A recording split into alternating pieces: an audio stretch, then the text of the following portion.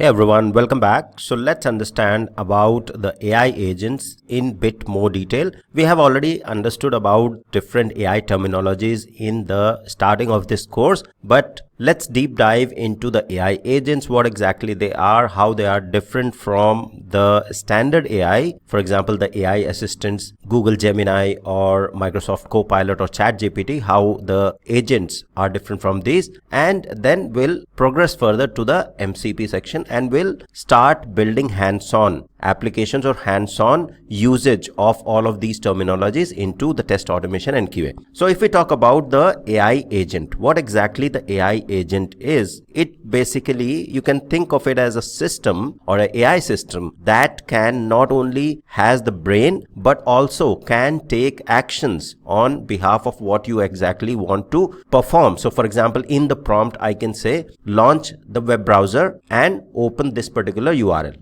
So the agent will be able to launch the browser on your machine and also navigate to that particular URL. Okay. So the agent has the capability which has the tools inside it. So basically the tools are nothing but the functions or methods within the agents. And then there'll be a concept of MCP. So we'll have all of this related. So think of agent as a system which can basically not only has the brain like the LLM. So if we talk about large language model is the brain which can basically understand what you are trying to prompt, and then based on that it is able to answer. But agent, based on that prompt, it can not only understand what you are trying to achieve but also perform. It has hands as well. You can correlate or in the real time analog, it can perform your work as well. Okay, so that's what the AI agents are or their capabilities are. So now if we go back and say we go to the Google Gemini, so we used to have the prompt typed here.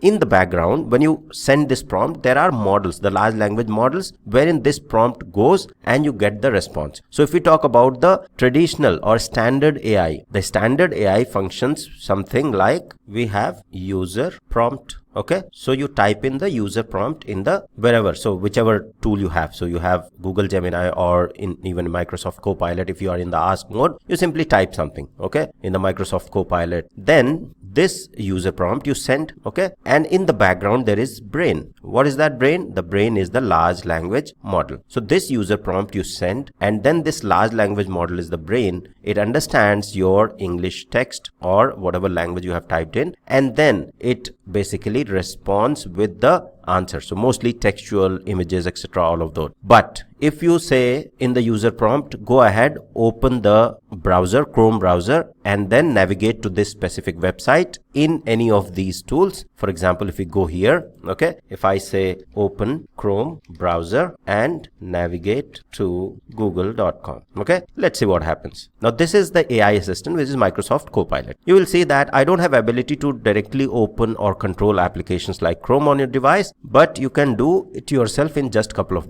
clicks. So what exactly this means? This is the traditional AI, wherein the Copilot has the brain, but it doesn't have hands to actually act on your behalf. So you can basically think the difference between the agent or AI agent and the traditional AI that way. So traditional AI will be able to understand what you're trying to say and then will provide you the response accordingly. But it won't be able to act. If you have to go ahead and ask or have the AI to act on your behalf, that's where the AI agents come in picture. Okay, so if we talk about AI agents, how they function. So with the AI agent, you have the, say for example, prompt, right? Or usually we say user goal. You have some goal to perform, right?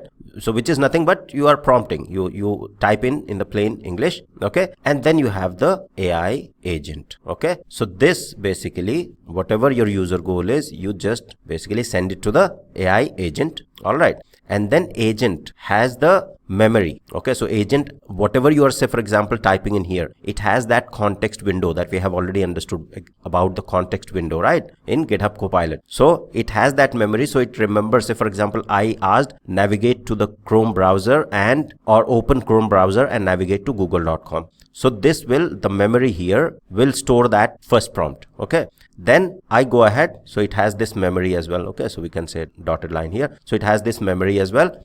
Then if I say now search for refrigerators on google.com, So it will, on the same window, it will go ahead and search for the refrigerators. So basically how it achieved, because it has the previous memory. Okay, so the agent will first open the browser with the first prompt, then second it will go ahead and search for the refrigerators. So that's what the memory or the context is all about here in the AI agent. Okay, now when you have this goal, the agent can not only, it has in the background what it has the large language model itself, right? So in the background your agent has the large language model to basically understand what you are trying to say. So the brain behind the agent is also large language model, as we have in the traditional AI, the AI assistant that we have been using. Okay, so it has the large language model, but this agent can basically using the large language model, and it has the set of tools as well. Okay, so it has set of tools which it can use to not only understand what you're saying in terms of this prompt here. Okay, so whatever prompt, whatever user goal you have in terms of whatever you are saying, it will not only basically go ahead and understand that. So LLM is the brain, it will understand that, and then based on that understanding, if I say go ahead, open Chrome browser and navigate to google.com, so that means the understanding is there, and then you have the tools in there as well. So based on that reasoning and planning that it will do, the agent will do, so reasoning and planning, okay, based on that it will invoke the tools that are there to basically go ahead and open the browser and act. Okay, so and act on behalf of whatever you have the user goal. So that's the difference between the AI agent and the traditional AI. Okay, so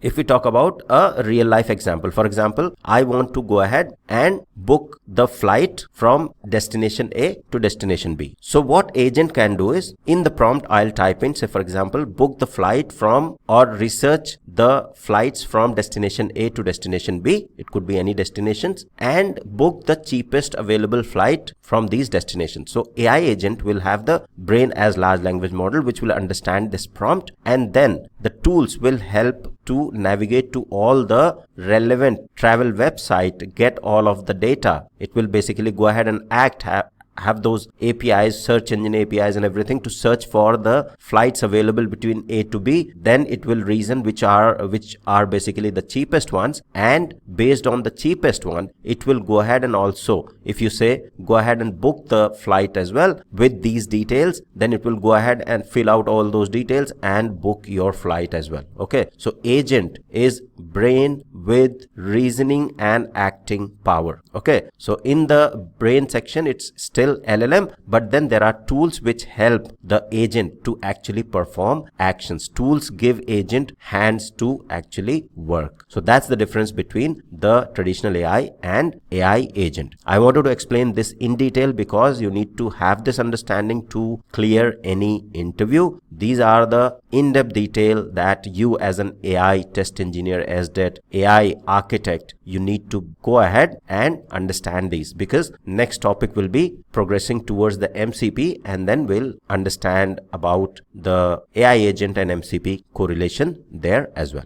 Okay, for now, let's stop here. I hope you understood clearly about the difference between the traditional AI or AI assistants that we have been looking at and AI agents. Thank you. See you in the next one.